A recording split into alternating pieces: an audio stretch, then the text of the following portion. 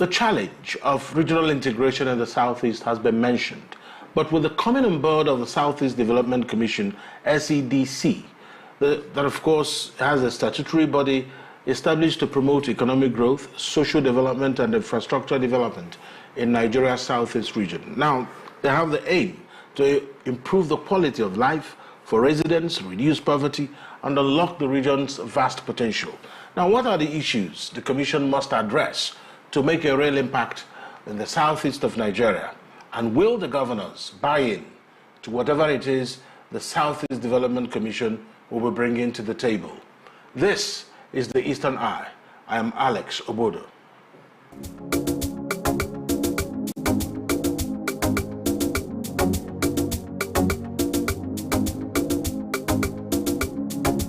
Welcome to the Eastern Eye here on Afia TV. It's a program that x-rays the political, social, and economic developments around us. Tonight, I'm joined by Sir Abuchi Anweyago. He's a veteran journalist and public affairs analyst. Tonight, he is joined by Chima Christian, Executive Director, African Morning Center for Public Policy and Good Governance. Gentlemen, thank you so much for joining me on the Eastern Eye tonight. Thank you. Thank you. All right, let me start the conversation with you, Sir Abuchi Anweyago. There's a lot of talk that, well, maybe that finally they've given the Southeast what other regions have already secured. Of course, it looks like the South-South or the Niger Delta region, not just the South-South, they seem to have enjoyed this through the NDDC, the Niger Delta Development Commission. How has this helped them? Is the South-South region of Nigeria the most developed region in Nigeria because of NDDC? Thank you so much, Alex. Well, it's already defined the essence of having the commission, the development commission. It's all about finding a way of hastening or fast-tracking the development of an area. Like we are looking at the geography called Southeast Geopolitical Zone in Nigeria. And the Commission, according to the report that we have just read, will deal with such matters bordering on development, infrastructural development, educational, health, and so many other areas, including economic development, trying to find a way of opening up the Southeast to the outside world, to present the potentials, the economic potentials of the Southeast to the outside world.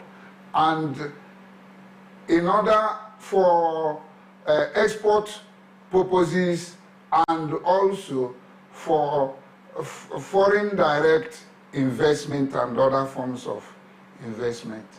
Yes, taking a look at what it has been with the South-South since the creation, the establishment of NDDC, that is the Niger Delta Development Commission.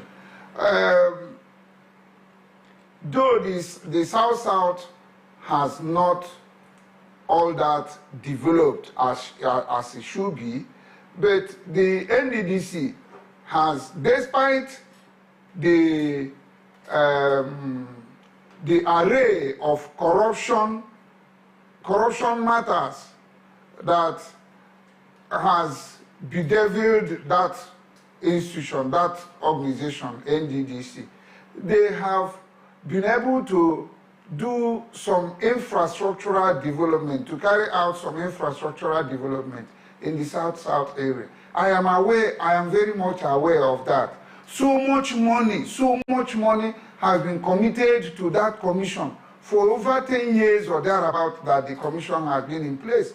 And if I could remember, the first, is it executive chairman or managing director of that commission was Onyemu Gochukwu, and it was created during the era of General Obasanjo when he was the civilian president of Nigeria between 1999 and 2007.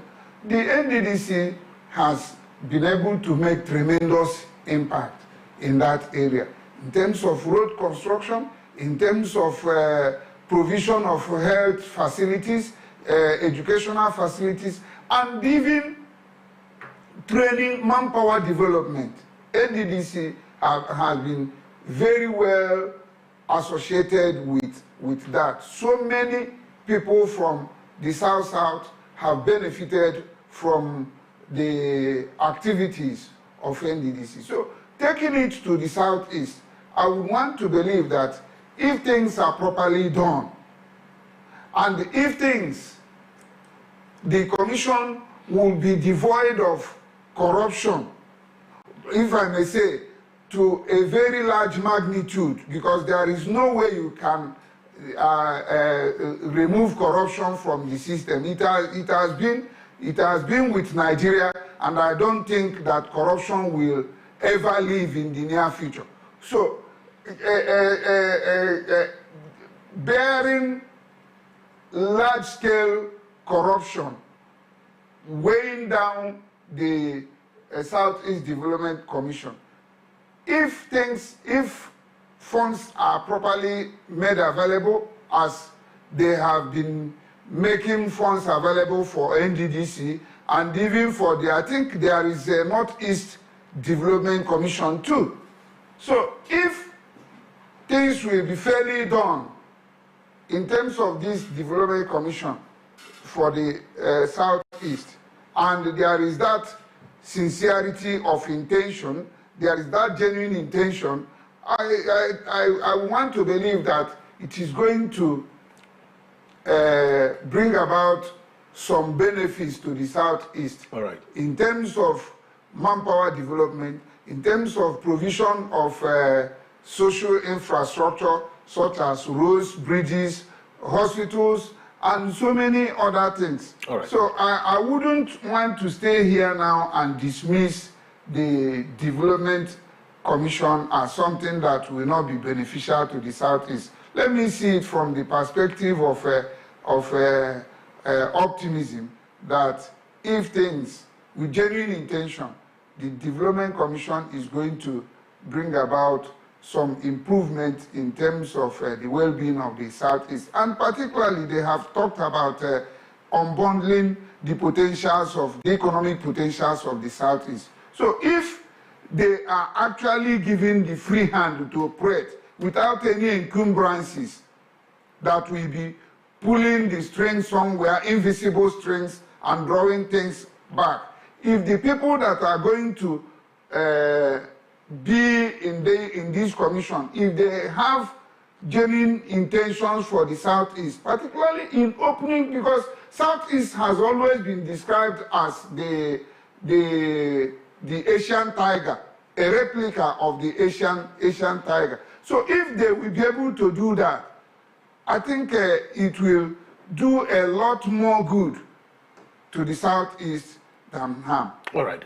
Thank you so much. Chima Christian, yes.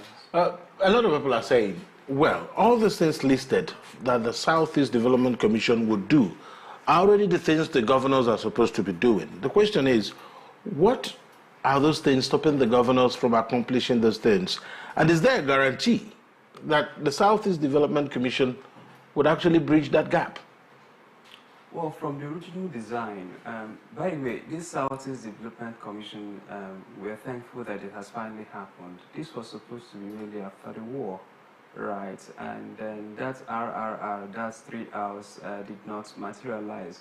And then from then, the Southeast has continued to feel that the Nigerian project owes it a lot in terms of restitution, but also in terms of main inclusion in the grand scheme of things. Having said that, we would have preferred that this vehicle called SEDC is owned by the Southeast. Now it's a federal entity as against a regional entity. What do I mean? So there was a proposal on our web before the governors that they should create their own system. Let the 5 Southeast governors come together and create a special purpose vehicle, call it any name, but something resembling this, so that they can pool resources together to begin to tackle common issues. You see, where we are coming from, the Igbos were big on partnership. You need to know that. And you find it in our language. You hear things like Anyukoma Mirono. Bofu. You can hear something like Gidi Gidi. Bugweze. You also hear Akanrekwa, Igwebike. Igwebike, Bunu Bunu, Ibuayi. These are some of the things. But today, unfortunately, the Southeast has fallen into this viral individualism, where everybody wants to stand on his own two legs, and then there's that thing as independence, but that's extreme independence, which we tend to exhibit now, can also inhibit progress, right? So you want to be interdependent. There are problems that you can only solve communally. Yes, there are things the state governments can do on their own, but there are things that you want to tackle together. So what I view now is that despite the limitations now, that in terms of ownership, because it has been collectively owned by Southeasterners against a federal entity doing an interventionist project in the Southeast, those are two different paradigms, right? And then you rightly, in your introduction, talked about possible issues of partnership between the SEDC and then Southeast governors. That's bound to be there. But I'm hoping that they are able to navigate all of those competing interests, competing egos, for the interest of the region, right? Because the region has a lot of potential. By the way, when we talk about the Southeast, compared to Nigeria and many African states or nations, the Southeast is not doing badly. However, the complaints we hear is that the region feels that it could do more, it could be more, it could have more, that this is not the best of the Southeast, and that if you could put governance things in place and all that's in place, that the region would thrive. So what I see this commission as is another vehicle to attempt to solve the issues. Now, since the Southeast governors have been doing to the best of their capacity, I believe, there are other issues that I believe that they are not doing as much as they could, but then you now have additional entity to try to solve that issue. So he mentioned the interventions of Niger Delta Development Commission to the Niger Delta, in addition to what their governors are doing. So in addition to what the governors of the region are doing, and not just the governors now, but other leaders in the region, we have legislators in the region, we have other leaders in the region. So in addition to what they are doing, I believe that this vehicle is a place where we can also launch that. And if I'm to set an agenda for the region, it is not to reinvest for the group, by the way. It's not to reinvent the wheel. Mine is to see that they double down on partnerships. For instance, you can build roads, but we can collectively build. You can build individual projects, but I'm looking forward to a time in the Southeast, and that time will come, where, for instance, the 5 Southeasterners have a joint legislation to say, let's put 15% or 20% of our monies into a joint account, into a joint project pool, so that we can pool this to do things that we cannot do individually. We're also looking for it, because when people are talking about Southeast Governors Forum, you need to know that there are 5 legislative bodies here at the state level, all right? For instance, electricity has now been unbundled and steps down to the concurrent list. But now what you see is that Anambra state government is trying to create its own energy policy through the State House of Assembly, and very soon Enugu State will be talking about that. Enugu already have one. In fact, they were the first in the country to have one. They now have regulatory control of the Enugu energy market. So you see the problem now is that the Southeast is like very small. It's less than Niger State. The whole of the Southeast is less than Niger State. So, and then, but in terms of population and productivity, we're up there. But what you want to see is that as you are an investor trying to invest in that sector, you may not be able to sell all you are producing in Enugu State, but now you are dealing with a different environment. You go down to Anambra State, different laws, different environments. You go to other different laws, different environments. Aspirationally, there is this aspiration for the Southeast to be one. You can call it Biafra, you can call it anything, but operationally, we now look at it as we are doing things individually. I look forward to a time where the Southeast houses of assembly can do joint sittings, can have more interactions between each other, can have periodic engagements. I also look forward to that at the legislative, at the judicial side of things. And then beyond the governors, I want to see a forum for the commissioners. Does the Commissioner of Education here know what his counterparts in Enugu in Imo State is doing? I want to see that forum. I want to see even forum of special assistants. I want to see that happen, and I want to see forum that disaggregated so that the conversations you have at the executive level, you can give it legislative impetus at the legislative level, and then the guys that will do the operational framework are talking to each other. So what I will advise the Southeast Development Commission to do is to become that bucket that puts people together in the room. Don't try to reinvent the wheel. Can you bring in the lawmakers together? Can you bring the federal lawmakers to partner with the state lawmakers? Can we have those joint places where we could solve individuals? If not, you now have another entity that wants to build individual roads, and we can do well with that, but we could do better together. Absolutely. And Sabo Chanayago, in addressing this, there is also a need. I was interviewing Professor K.K. Chukwu some days ago, and he's saying that the first thing he would expect the SEDC to do will be to engage, try to reach out and find out what is it that needs to be done. Instead of rushing to build roads or hospitals, reach out to all the stakeholders to really build a framework for how this will work. How important do you think this is? Well, it's very important. And taking it from what Chris has said a while ago, the Southeast Development Commission is, of course, is a federal government agency, as the case may be. So the federal government has created this commission as a vehicle to addressing those areas of need, those issues that have been bringing the Southeast in conflict with the federal government over time. Like he said, immediately after the war, the government of General Yakubu Gowon came up with the idea of the 3R, the rehabilitation, reconstruction, and reintegration, which they never did. So this commission is like implementing that 3R. So it's a federal government idea. It's a federal government project. In as much as it has now come into place, it doesn't stop the Southeast as a people being governed by people they call their governors. It doesn't stop Southeast from organizing its own commission or its own body. Call it any name. They may call it like you have the Odua or something in the western part of the country. So they may decide to synergize and do a collaborative effort towards achieving those things, like he mentioned, those things that the federal government agency, the Southeast Development Commission, will not be able to do for us because whatever happens, they are like the police. He said the state governor is the chief security officer, whereas the loyalty, the allegiance of the police commissioner in a state is to the federal government that appointed the commissioner, to the IGP that sent the commissioner or deployed him to that state. So while the Southeast Development Commission will be there and very much welcomed by me, as I have said earlier, let the Southeast governors, and in fact the entire Southeast, come together and decide on how they will go about their own development, because these things are in the concurrent list. And that is why you have transport, education, health, and all that.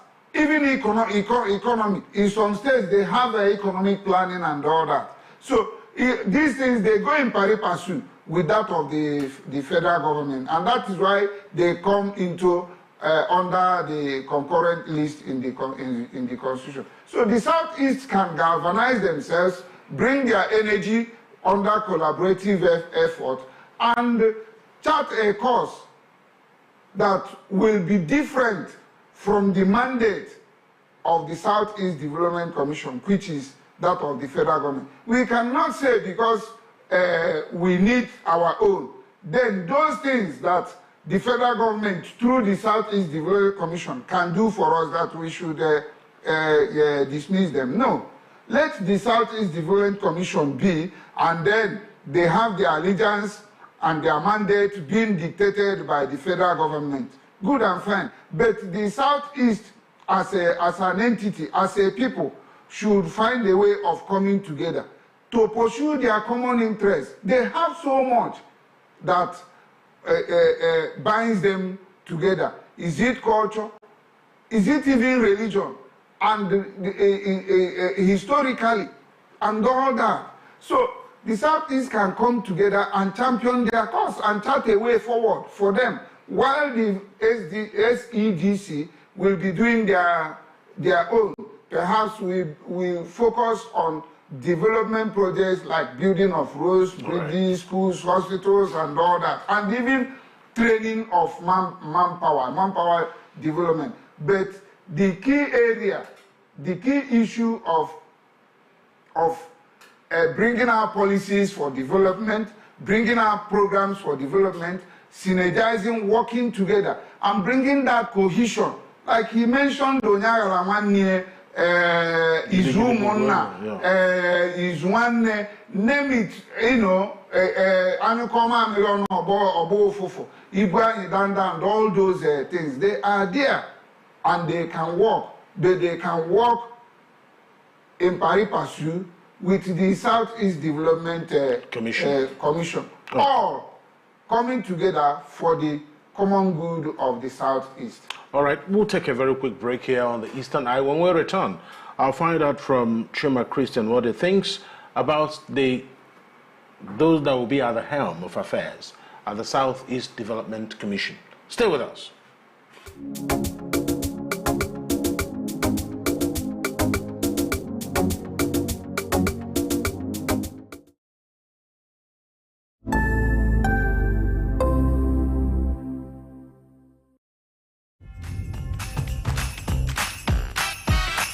But why won't I be happy? Not just because it's festive season. It's moments of friendship and 60 million reasons to love. Small Pepe.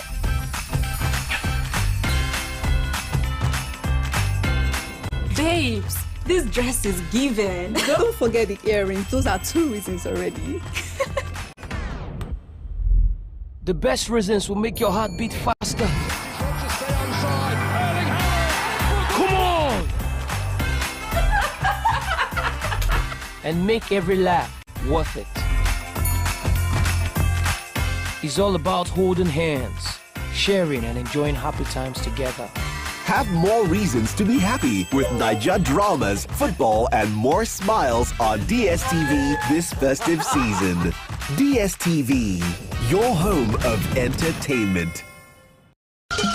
Southeast Business and Investment Summit Group, in collaboration with Southeast Chambers of Commerce, Industry, Mines and Agriculture, and Enugu Economic City Development (FZE), cordially invite the public to the maiden edition of Southeast Business and Investment Summit (SEBIS). Theme: Remaking Southeast as Economic Powerhouse. Attending will be global business leaders, entrepreneurs, institutions from across the world, key government officials, and leading members of the academia. From December 11th to 13th, 2024, at Amadi Event Center, Enugu, by 9 a.m. each day. Opening ceremony to be chaired by His Majesty Igwe Nemeka Achebe Abogidi, Obi of Onitsha. Summit speech to be delivered by Dr. Ngozi Okonjo-Iweala, Director General, World Trade Organization. Keynote speakers include Dr. Charles Odi, DG CEO Smedan, His Excellency Isaac Ken Parashina, Kenyan High Commissioner to Nigeria, His Excellency Dr. Jakaya Kikwete, former President of Tanzania, Senator Eninaya Baribe, founder, Made in Aba Trade Fair. Over 2,000 investors, 500 women in business, 500 youth entrepreneurs are expected to participate at this historic event. Sponsored by Enyimba Economic City, Lion Business Park, Sesima, Abuja Chambers, among others. United Nigeria Airlines is official airline of the summit. Be there and take advantage of this rare global opportunity. Signed, Dr. Ifedi Okwena, Executive Secretary, Chief Ben Oranusi, Chairman, LOC for SEBIS.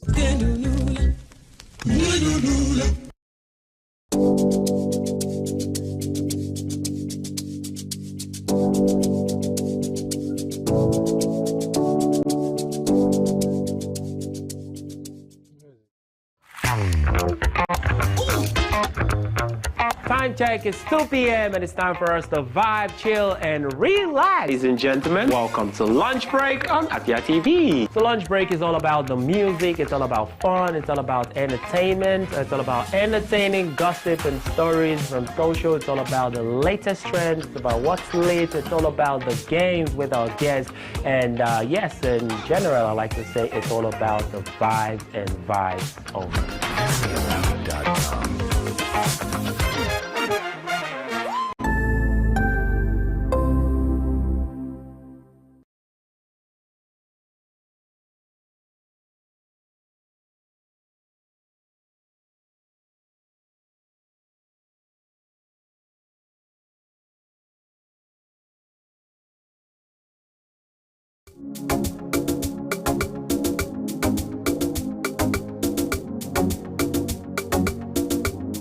You're welcome back to the Eastern Eye here on Afia TV. It's a program that x-rays the political, social, and economic developments around us. You can watch us on DSTV channel 254 and on GoTV channel 17. And now we are live on Free TV on channel 743. And that's channel 748. So don't miss us there on Free TV. If you have a Free TV decoder, you can watch Afia TV there. We are live on channel 748. Don't miss it there. So, back to the program. Chima Christian, there is a very young man. People say well, we should stop calling him young man, but he's a young man. And he seemed to have acquitted himself well enough to be recognized at a national level to head a regional commission. So, you already know him. He is at the helm of the Southeast Development Commission. Mark, you know him very well. I'm sure you do. So a lot of people already, his credentials have come under scrutiny. They're looking at, is he qualified? Is he too young? So what are your thoughts about those assembled? You have him, you have Mr. Wong, we also have even Ugabala, all of them are there, and so a few other persons. And they know it's a mix now. The people from other regions also will be part of your commission because it's a national commission, yes. But it's particular to your region. Talk to us about Mark Okoye's antecedents. Well, the thing is that I like the quality of men and women assembled. I think that they have what it takes to give it a go. And the political environment they're going to work on that, it's a little bit slippery. But they've also had their, not just you have experience in the corporate sector, but you've done a little bit of course, so you understand the problems, you understand that you are facing competing ego, you understand that you are going to be in charge of it. So the success indeed of that group is not just the resources available to them, but how you're able to mobilize consensus, how you're able to sell your projects, your ideas to other partners, because the success of that organization is not just in the hands of the organization. You need to mobilize other stakeholders. I've seen in states where, for instance, a senator wants to do a road, and the governor goes to block the senator from doing the road because the senator wants to have has a political ambition. So now the governor is going to Abuja to block the senator from getting allocation. So you see it now. And then in the Niger Delta Development Commission, we have had issues where the commission wants to award a project, and then the governor wants to do the project, and they are blocking each other's funds, right? So this is just competing because we want to put our name on the project. So you have a lot of these things.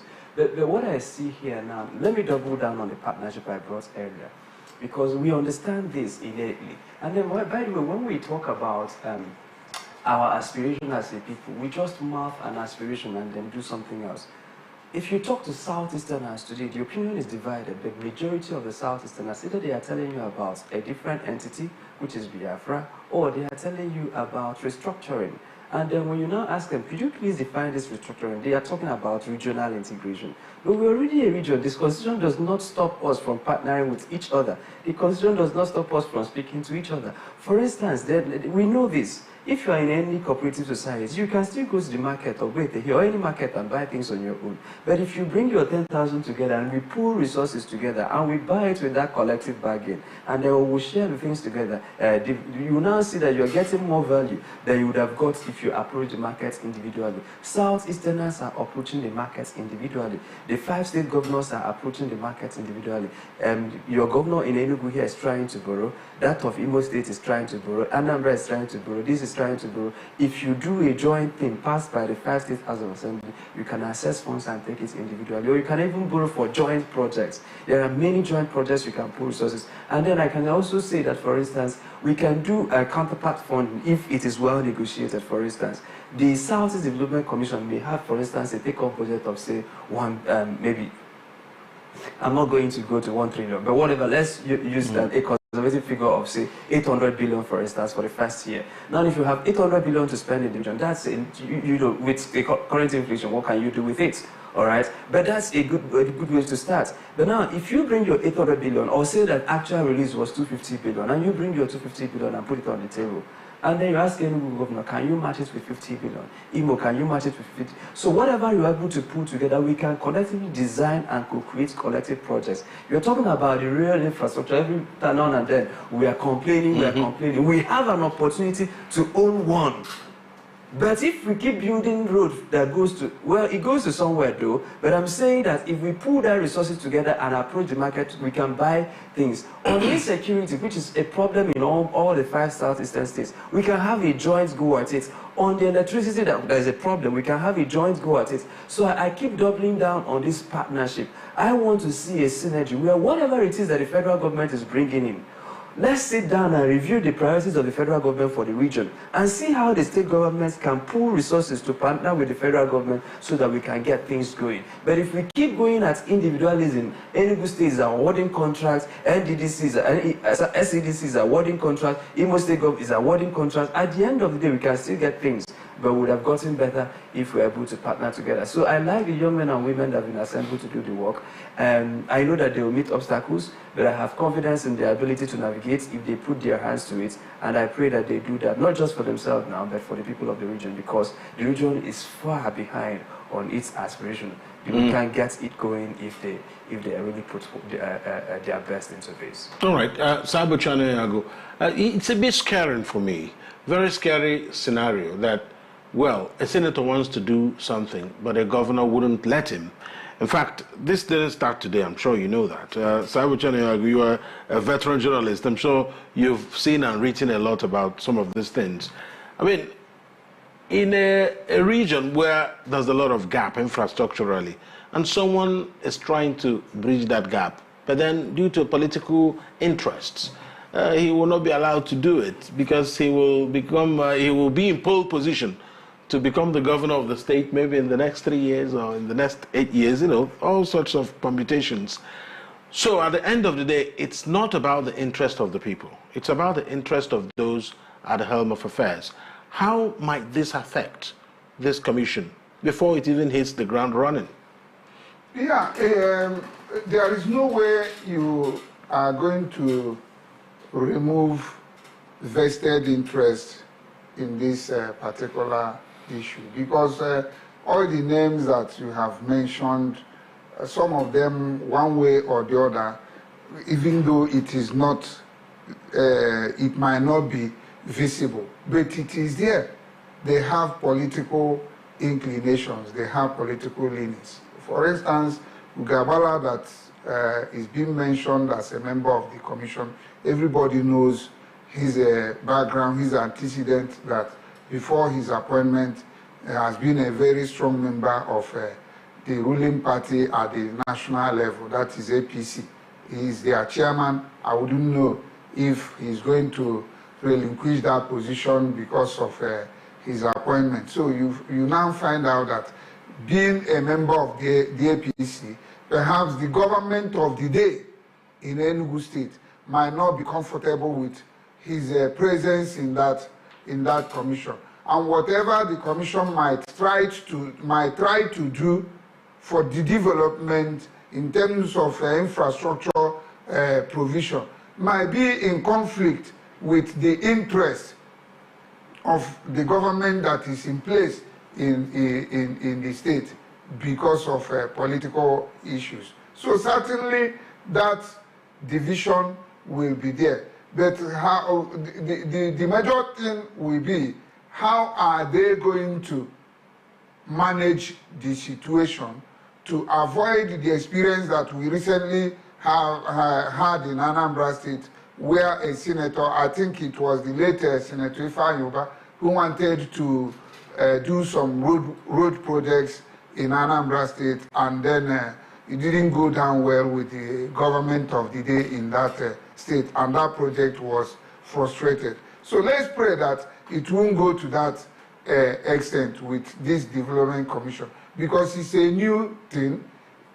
Such experiences we have had in the past, in the present Niger Delta Development, in the case of the Niger Delta Development Commission, where some of the governors in the region tried to frustrate the commission to the extent that some of the projects that the commission wanted to carry out, to execute.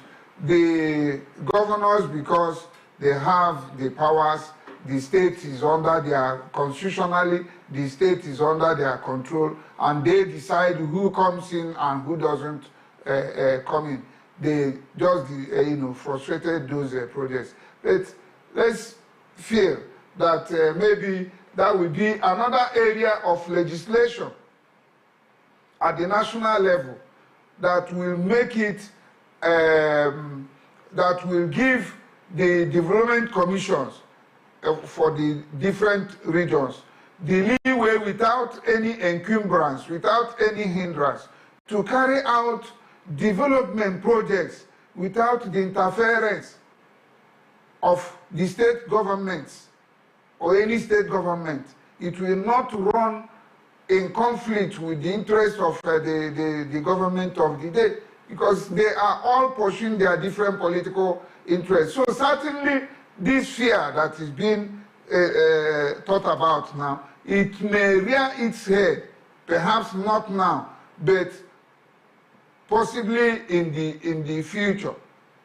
Maybe the governors that are here today, after their own time, the governors that will come, there may be that, especially during political campaign, during electioneering, the Development Commission may try to embark on some projects, some development projects, and then the governors, if they are not of the same party, they will try to frustrate it, because they know that once the Development Commission gains advantage to build it, the president or his party will make claims that they did so and so in a particular state or in a particular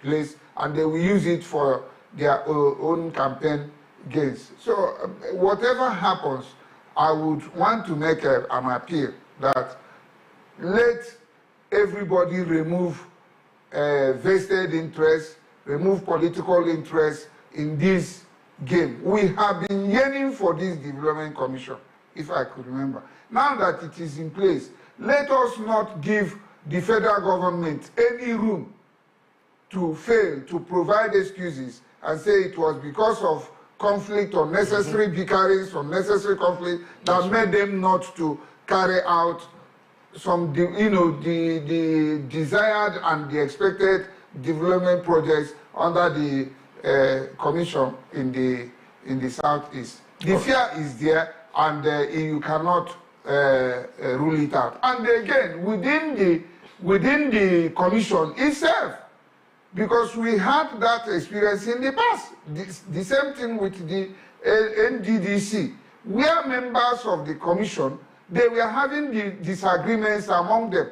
You remember when there was disagreement between I think the chairman of NDDC and the managing director of NDDC. That's right. That even led to the dissolution of the board of the commission and the removal of the managing director. So it may come to that unless they manage their areas of differences with so much understanding. This is a bringing together of young fellows.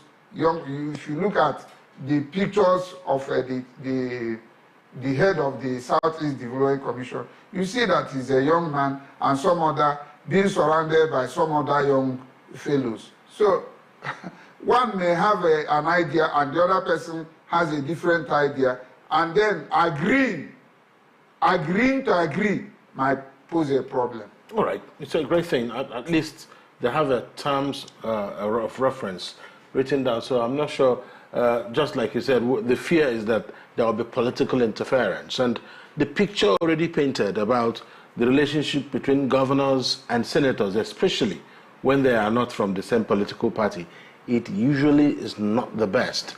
And it looks like that will definitely be the challenge we'll have. And because in the Southeast, we don't have a particular political party that is far more dominant. Well, now it looks like APC is more dominant. But in the National Assembly, it's a mix. You have PDP there, you have the Labour Party, and then the governors are always looking to see who is rising to challenge him in the next election.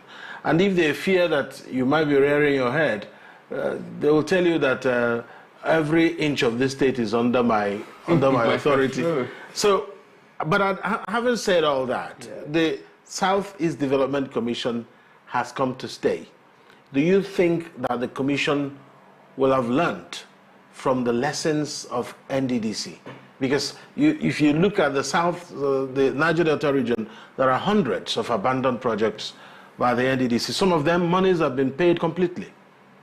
So yes, I believe that the Southeast Development Commission is not coming as an experimental organization. There is a history of NDDC, the success and then the failure of NDDC that they can learn from if they are humble enough to do that. And then also the political terrain, you have to keep your eye on the pedal to make sure that you don't accidentally bump into the ego of a governor. All right, because that could be damaging, because when you have people who are supposed to work together now at each other's throats, now drawn daggers at each other, then that could be a problem. So I believe that the SCDC can learn from the NDDC, right? Having said that, let me also speak to, because you asked me and I said that I had implicit confidence. I'm not revising that, but I like to see the good in others. I like to see, because of course you now know that many people are protesting, saying it was this person was recommended by this person, so he's not qualified. So all of those things are also all of those political statements. That tells you that people are now, up in arms. But even if I appoint you, there are people who could say one or two things about you. So I encourage each and every one of us to see the best in others. Are we doing this for ourselves? Are we doing it for the people? Are we doing it for the people? Because that's the question you want to ask yourself at the end of the day. If the development is for the people, then so be it. But then if it is for the governor, if it is for the senator, if it is for this interest, pursuing interest, then you are denying the people what is due to them. As we speak, women are dying while giving birth to children in the hospitals. As we speak, there are some communities that I know a particular local government in my state of Anambra, that before you move from point A to point B, they have to come out from the local government, cross 5 local governments, and then get back to their local government because the main connecting road has been damaged by a major gully erosion. And instead of fixing that, do you understand now? So if NDDC wants to fix that, and then the state government brings politics into that, you're not looking at the women who are suffering. You're not looking at the people who are suffering. You're only doing mere politics with the life of the people. I believe that a time will come, and that time is near, when you begin to have a new crop of politicians who are pro-people, who are not up for themselves. People like Emma, people who can die for the people, people who can give them. You remember, why are we even talking about mere political distance? They attend each other's birthdays, they do this, they collaborate at some level, right? But then once there is a competing interest, then you now see. But you see, the story of Sam Mbakwe, for instance, you know he was not in the leading political party, but you know the story of how he will go partner with people in the dominant political party to get things for his people. They were even calling him the crying, the whipping governor. So whatever it is that you need to do to attract development, if I'm a governor, I'll be happy that if I have a budget of 1 trillion, that someone is bringing extra 400 billion into my state. Instead of trying to stop them frustrated, bring development for our people. Because no matter what you do, there is an ocean of need. As a governor, you're only providing bucket of governance supply. So if you need all the help you can get, not trying to be insular with development. Someone sang in a song, you say, if you know what I know, you will like me. And there's some of the things we know that we don't talk about. Yes. Some of the things that happen in states where investors come to open genuine businesses and governors will rebuff them. The stories will be told at the right time. But let's signpost Mark Okoye. I think we have this picture there. My brother, my friend at PCR, Covenant can put it up. Mark Okoye, the young man. Mark Okoye II, the CEO of the Southeast Development Commission, has a solid background in finance and public policy. He is no stranger to delivering results. He's managed the 50 billion plus in investments. He served as the youngest Anambra State Commissioner at age 30, held strategic roles under 2 state administrations, and of course, he is an alumnus of George Washington and Harvard University, and is the first CEO and MD of Southeast Development Commission, and he was in charge of ANSIPA in Anambra up until his appointment. So very quickly, Chima, I need to get your thoughts in 2 minutes because we don't have a lot of time.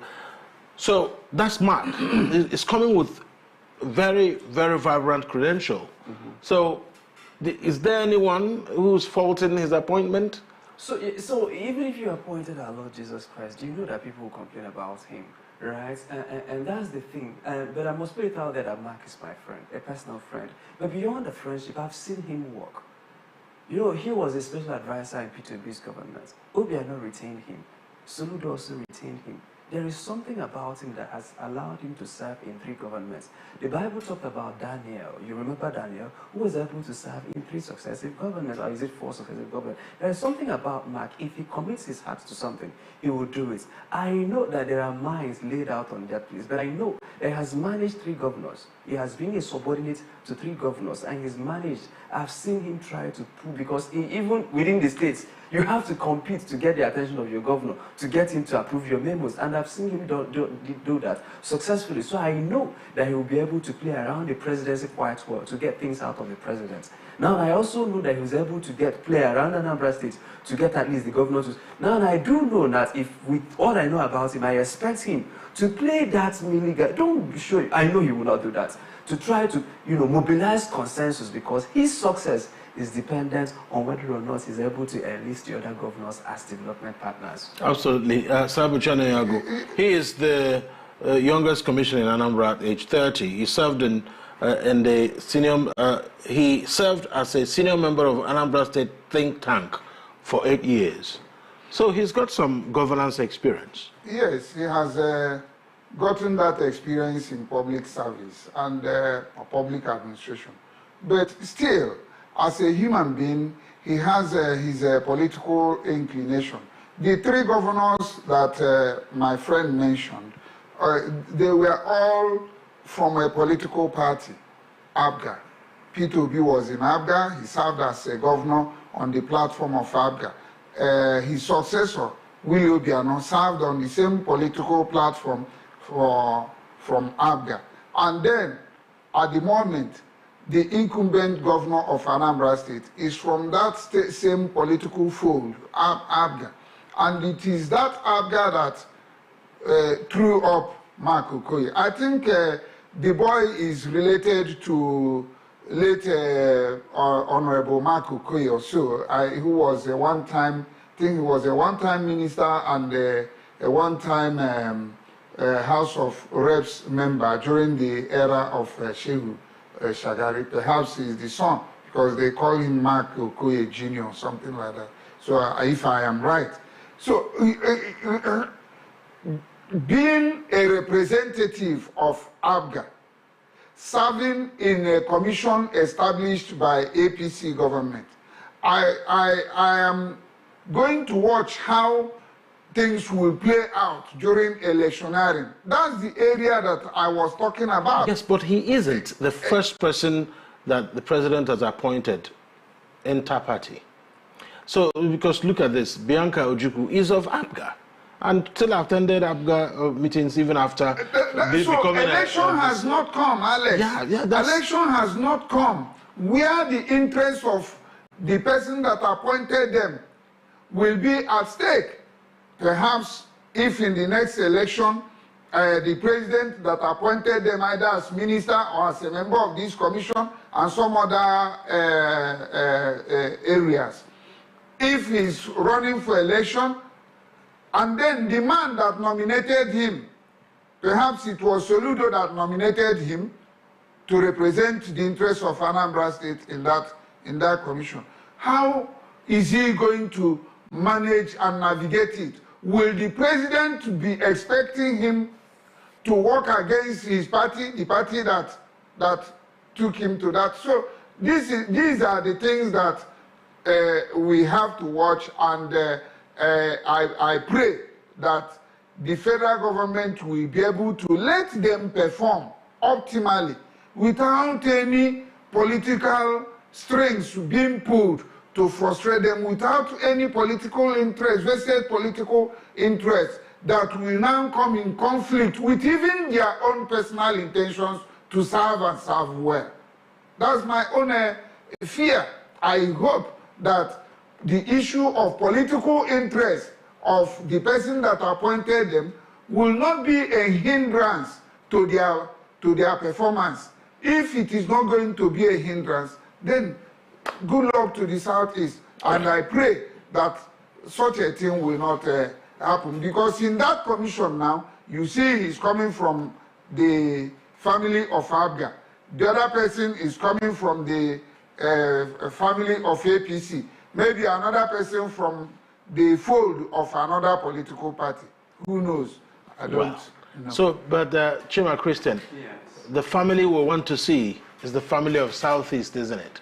Yes, it is. And then, maybe because I've seen him work from up close, right? And remember that there was this log ahead between, although it was the same Abga government, but you knew about the fracas between P2B and Obiano. And then many who don't know that there is something simmering underneath between the current governor and the past. All right? And then this same man is able to manage all those sensitive relationships that this person keeps getting reappointed. It's not all the people that serve the people in this government that gets. Do you understand? But for the government to retain his services, and believe me, if I am to be the governor of Anambra State tomorrow, there are still people within this government that you can earmark and say these people will retain their appointment no matter who wins. Because they are offering something of value, right? And Mark is that person. I've seen him navigate political terrains before. I'm now hoping that the lessons he learned from Anambra State, that he's now able to apply it at the regional level and then also at the national level. On a scale of 1 to 10, I am 8%, on 8 confident that Mark will do a good job in Anambra State, especially with managing competing interests, especially with that. And again, Anambra has always played the politics at the federal level of whoever is in power. All right, Peter will always support Jonathan, you know who's Soludo supported. So that's has always been the game. So I don't see that. What I see is between the state governors and the commission, not even at the presidential level. But be that as it may, I wish them the very best of luck, and I'm praying that they succeed, because the success of the region is more important than the success of Mark, or the success of the governor, or indeed of that of the president who appointed him, or anybody who put forward his name. I guess from this table, I can only say, Ogadele Famba. Yes. All right. Well, thank you so much, Chima Christian, for coming on the Eastern Eye tonight. Chima Christian is, of course, the Executive Director of Africa's Morning Center for Public Policy and Good Governance. Thank you. And glad to have you in the studio after very many virtual connections. Oh, yes. It's a pleasure to be here this evening. Thank you. And, of course, Abucha Noyago, thank you so much, as always, for your perspectives on the Eastern Eye tonight. Abucha Noyago is a veteran journalist and public affairs analyst. Thank you so much. Thank you, Alex. And that's the Eastern Eye for tonight. Remember, of course, that you can watch us on different platforms, as we've advertised a little earlier. My name is Alex Obodo. Good night.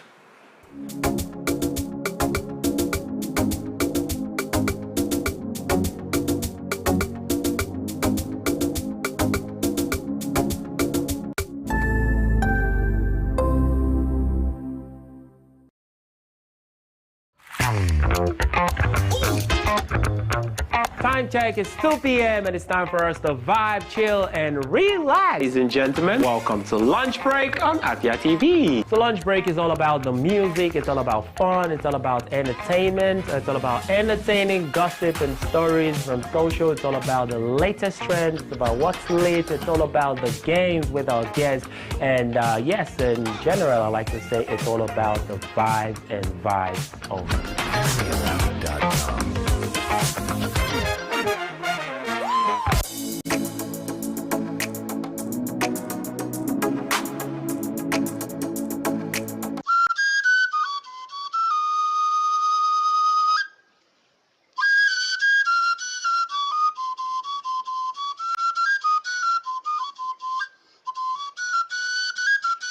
You've often wondered, what does it mean to be Igbo in today's Nigeria? You know, what's the intersections? What are the conversations we're having about our Igbo spirituality, culture? An example is people wearing red cap. You know, everybody wears red cap. Are they entitled to wear it? What does Nzenoso mean? What does Igbo spirituality mean? How have we changed as a society over the last 20, 30, 50, 100 years? Every Thursday, 6 p.m., if you want to know more on libations. as I have a conversation with different people from all walks of life who common thread is being Igbo, or doing business with the Igbo, or living in Igbo land. What does it mean to be Igbo in today's Nigeria? Cheers. And, oh, I need to do this. Let me pour to our ancestors.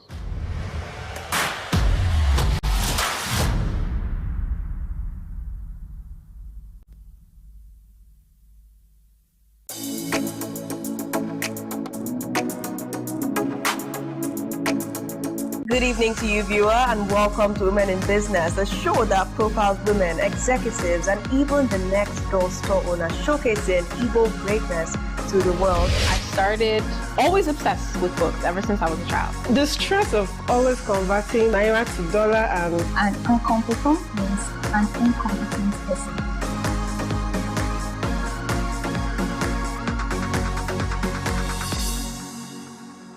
Welcome to Afia TV,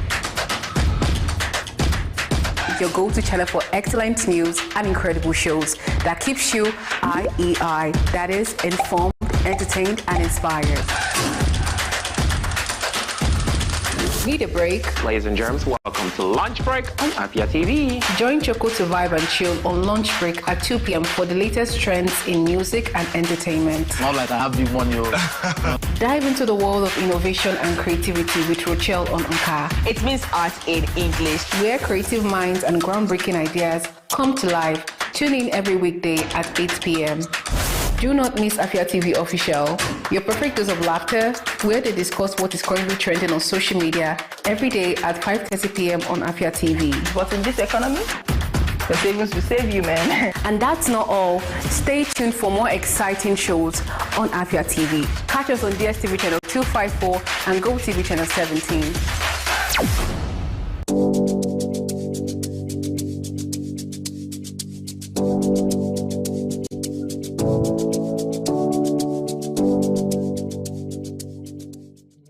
What are your thoughts on the spate of sex for grades in Nigerian universities? This very issue of owing salary should be criminalized. How can they amplify their voices? People don't have evidence. You want to get to know about it? Have to stay tuned right here on Afia Morning Show to get the pulse and the feel of that.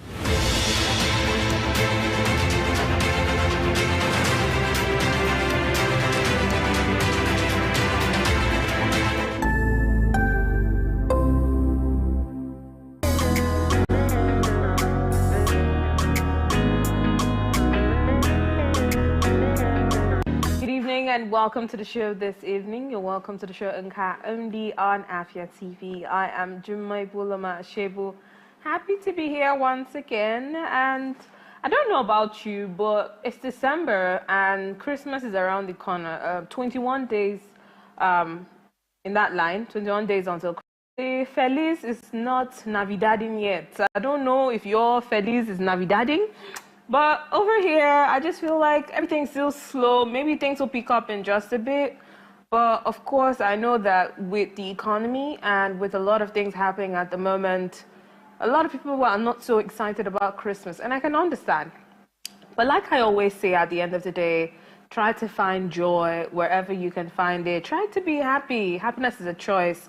And regardless of the economy, regardless of a lot of things happening, you know, inflation, just try to be happy this season. And in line with you choosing happiness, of course, it's in order for me to talk about my Enugu story,